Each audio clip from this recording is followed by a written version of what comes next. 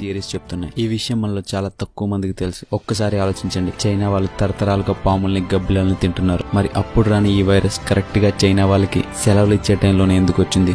అసలు ఈ వైరస్ ఆరంభం ఎలా జరిగింది? పాములు గబ్బిలాల నుండి ఈ వైరస్ ఒకరి నుండి మరొకరికి సోకిందా, లేదా కావాలని కృత్రిమంగా వైరస్ ని ల్యాబ్ లో బయో వెపన్ గా చైనా తయారు చేసిందా? అంటే ఖచ్చితంగా ల్యాబ్ లో ఆ వైరస్ ని ప్రపంచ ఆర్థిక వ్యవస్థల్ని దెబ్బతీయడానికి చైనా ఈ కుట్ర పనిందని కొన్ని కాన్స్పిరసీ థియరీస్ ద్వారా అర్థమవుతుంది. మరి ఆ కాన్స్పిరసీ థియరీస్ యొక్క కథనాల ప్రకారం అసలే ఈ కరోనా వైరస్ కి ఆరంభం ఎలా జరిగిందో ఇప్పుడు మనం తెలుసుకుందాం. కొన్ని కాన్స్పిరసీ థియరీస్ ని journal of geopolitics and international relations సంస్థ అయిన గ్రేట్ గేమ్ ఇండియా కథనం ప్రకారం అసలు ఈ వైరస్ ఎలా పుట్టుకొచ్చిందో ఇప్పుడు మనం తెలుసుకుందాం. అది జూన్ 13, 2012 ఒక 60 సంవత్సరాలు ఉన్న సౌదీలోని ఒక ముసలి వ్యక్తికి వారం రోజుల నుండి జ్వరం, దగ్గు, ఆయాసం, ఊపిరి తీసుకోవడం కష్టంగా ఉందని జెడ్డాలోని ఒక ప్రైవేట్ హాస్పిటల్ కి వెళ్లాడు. అంతకు ముందు వరకు అతనికి ఎటువంటి కార్డియోపుల్మనరీ లేదా రీనల్ డిసీజ్ హిస్టరీ లేదు. అతను ఎటువంటి లాంగ్ మెడిసిన్స్ కూడా వాడట్లేదు. స్మోకింగ్ చేసే అలవాటు లేదు. అయినా అతనికి ఆ జబ్బు తగ్గట్లేదు. అప్పుడు నిపుణులు అతనికి సార్స్ వైరస్ అంటుకున్నట్లు భావించారు. సార్స్ వైరస్ అంటే సివియర్ అక్యురేట్ రెస్పిరేటరీ సిండ్రోమ్. ఈ వైరస్ ప్రభావం దాదాపు కరోనా వైరస్ ప్రభావం లానే ఉంటుంది, కానీ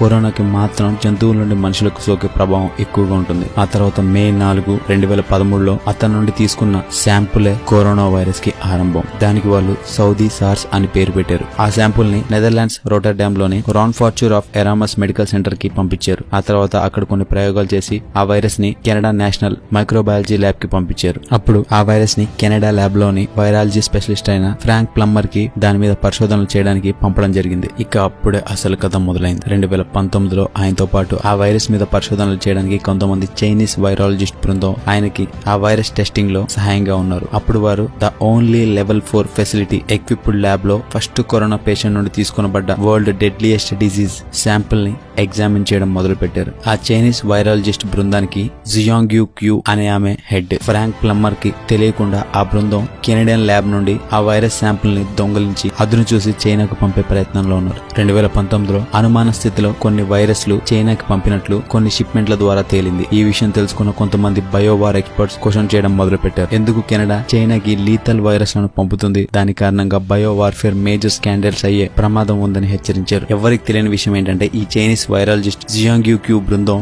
చైనీస్ బయో వార్ఫేర్ ఏజెంట్స్ లో భాగంగా ఉన్నారు. ఆ వైరస్ ని చైనాకి పంపిన తర్వాత సడన్ గా చైనాకి వెళ్లిపోతే డౌట్ వస్తుందని కెనడియన్ ల్యాబ్ లోనే పనిచేస్తూ 2 సంవత్సరాల్లో డాక్టర్ సియాంగ్యూ 5 సార్లు వుహాన్ నేషనల్ బయోసేఫ్టీ ల్యాబొరేటరీకి వెళ్లి వచ్చింది. ఈ ల్యాబ్ లు ఎటువంటివంటే కెనడియన్ ల్యాబ్ ఏ విధంగా 4 లెవెల్ ఎక్విప్డ్ ల్యాబ్ చైనాకి వుహాన్ బయోసేఫ్టీ ల్యాబ్ అలా 4 లెవెల్ సేఫ్టీ ఎక్విప్డ్ ల్యాబ్. అసలు 4 లెవెల్ సేఫ్టీ ఎక్విప్డ్ ల్యాబ్ అంటే ఏంటంటే ప్రపంచంలోనే అత్యంత ప్రాణాంతకరమైన వైరస్ లు ఈ 4 లెవెల్ సేఫ్టీ ఎక్విప్డ్ ల్యాబ్ లోనే పరీక్షిస్తారు. సార్స్, మెర్స్ వంటి వైరస్ లని అటువంటి ఎక్విప్డ్ ల్యాబ్ లోనే పరీక్షించి వాటి మీద పరిశోధనలు చేస్తూ ఉంటారు. చైనా ల్యాబ్ కి అయితే వైరస్ శాంపుల్ చేరిపోయింది. ఇక దాన్ని బయో వెపన్ లా తయారు చేసే పని ఒక్కటి మిగిలి ఉంది. అప్పుడు చైనా ఆ వైరస్ గురించి బాగా తెలిసిన డాక్టర్ సియాంగ్యూ కే ఆ పనిని అప్పగించింది. వెంటనే ఆ సమాచారం తెలుసుకున్న డాక్టర్ సియాంగ్యూ బృందం కెనడా ల్యాబ్ నుండి చైనాకు వెళ్లిపోయారు. అదే సమయంలో corona virus first patient sample అందిన ఫ్రాంక్ ప్లమ్మర్ తన 40వ యానివర్సరీ వేడుకలు జరుపుకోవడానికి కెన్యాలోని నెమేబియా వెళ్లాడు. అక్కడ ఒక ఇన్స్టిట్యూట్ లో ఆయన ప్రసంగం కూడా చేయాల్సి ఉంది. సడన్ గా అనుమాన స్థితిలో ఆ మీటింగ్ లో ఆయన చనిపోయాడు. ఆ తర్వాత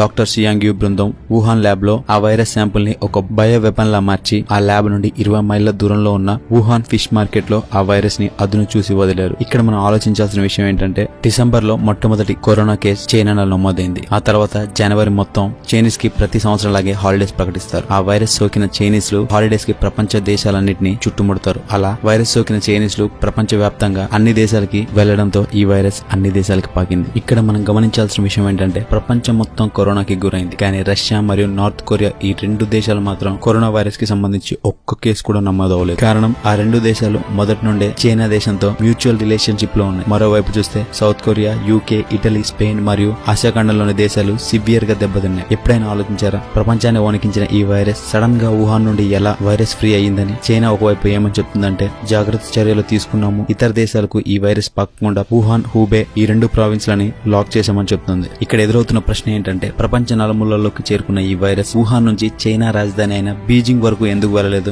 బీజింగ్ లో ఇప్పటి వరకు ఒక్క కరోనా కేసు కూడా లేదు. కేవలం వుహాన్ లోనే ఎందుకు? ఆసక్తికరమైన విషయం ఏంటంటే ప్రపంచ దేశాల బిజినెస్ లు, ఆర్థిక వ్యవస్థలు మూతపడితే ఈ వైరస్ పుట్టిందనుకుంటున్న వుహాన్ లో మాత్రం ఇప్పుడు బిజినెస్ రన్ అవుతుంది. అమెరికా మరియు ఇతర దేశాలు ఫైనాన్షియల్ గా డిస్ట్రాయ్ అవుతున్నాయి. తొందరలో అమెరికన్ ఎకానమీ కొలాప్స్ అవుతుంది. ఇప్పటికే అమెరికాలో 50% జీడీపీ లాస్ లో ఉంది. అమెరికాలో 30% అన్ఎంప్లాయ్మెంట్ రేట్ పడిపోయింది. ఆర్థిక పరంగా మరియు మిలిటరీ పరంగా చైనా యుఎస్ తో ఎదురుగా తలపడలేదని చైనాకి తెలుసు. అందుకే రక్తం చిందించకుండా బయోవార్ చేద్దామని చైనా భావించింది. అంతెందుకు చైనా అధ్యక్షుడైన జిన్పింగ్ కరోనా ద్వారా ఎఫెక్ట్ అయిన వుహాన్ని సందర్శించినప్పుడు ఎటువంటి జాగ్రత్తలు తీసుకోకుండా కేవలం ₹2 RM1 మాస్క్ ధరించుకొని వెళ్లాడు. దాని అర్థం వుహాన్ లో ఉండే వైరస్ అతన్ని ఏమీ చేయలేదు కాబట్టి. దానికి కారణం ముందే యాంటీడోట్ ని తన బాడీలో ఇంజెక్ట్ చేసుకున్నాడు కాబట్టి. అయితే వుహాన్ ఫిష్ మార్కెట్ అనేది జస్ట్ షోకేస్, ప్రపంచ దృష్టిని మళ్లించడానికి చేసిన ప్రీ ప్లాన్. డిసెంబర్ 2019లో వుహాన్ లో కరోనా వైరస్ గుర్తించామని చెప్పింది. ఆ తర్వాత చైనీస్ ప్రతి సంవత్సరం జనవరిలో హాలిడేస్ వస్తాయి. కరోనా సోకిన చైనీస్ వ్యక్తులు హాలిడేస్ కి ప్రపంచ దేశాలకు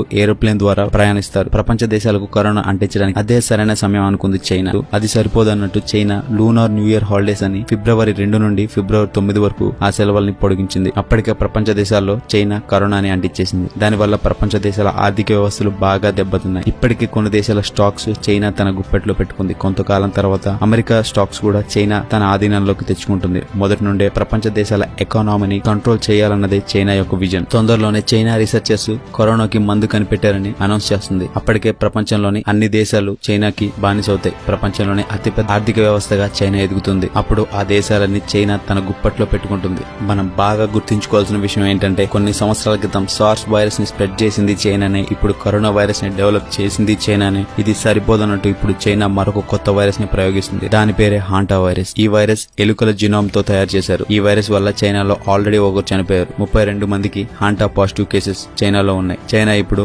మళ్లీ బార్డర్స్ క్లోజ్ చేసేసామంటుంది. మరి ఇంత దారుణానికి పాల్పడుతున్న చైనాని ఏం చేయాలి అంటున్నాయి కొన్ని కాన్స్పిరసీ థియరీస్. ప్రస్తుతం మొన్న శుక్రవారం WHO అంటే వరల్డ్ హెల్త్ ఆర్గనైజేషన్ ఈ కరోనాని ప్రపంచం నుండి నిర్మూలించడానికి ఒక గ్లోబల్ మెగా ట్రయల్ ని అనౌన్స్ చేసింది. దాన్ని సాలిడారిటీ అంటారు. ఆ ట్రయల్ ద్వారా ఆల్రెడీ ఎగ్జిస్టెన్స్ లో ఉన్న 4 డ్రగ్స్ ని కలిపి కరోనాకి యాంటీడోట్ ని కనుగొనున్నారు. ఒకవేళ అది సక్సెస్ అయితే కరోనాకి యాంటీడోట్ కనుగొన్నట్టే. ఆ డ్రగ్స్ ఏంటంటే రెమ్డెసివిర్, అది ఒక యాంటీవైరల్ కాంపౌండ్. క్లోరోక్యూన్ మరియు హైడ్రోక్లోరోక్యూన్, ఇది మలేరియాకు ఉపయోగించే మెడిసిన్. లోపినావిర్ అండ్ రిటోనావిర్, ఇది HIV డ్రగ్స్ యొక్క కాంబినేషన్. ఇక 4వది ఏంటంటే లోపినావిర్ మరియు రిటోనావిర్ ప్లస్ ఇంటర్ఫెరాన్ బేటా, ఇది ఇమ్యూన్ సిస్టమ్ చుట్టూ ఉండే వైరస్ ని క్రిపుల్ చేసే మెడిసిన్. ఈ 4 డ్రగ్స్ ని కలిపి WHO కరోనాకి మందును కనుక్కోనుంది. చైనా ఇంత దారుణానికి ఒడిగట్టిందని మనకు తెలిసినా గానీ మనం ఇప్పుడు ఏమీ చేయలేం. ఈ వీడియో నచ్చినట్లయితే మీరు లైక్ చేయకపోయినా పర్లేదు, షేర్ చేయండి. ఎక్కడ దాకా? చైనాని ప్రశ్నించే మన నేతల వద్దకు వెళ్లేదాకా. జై హింద్.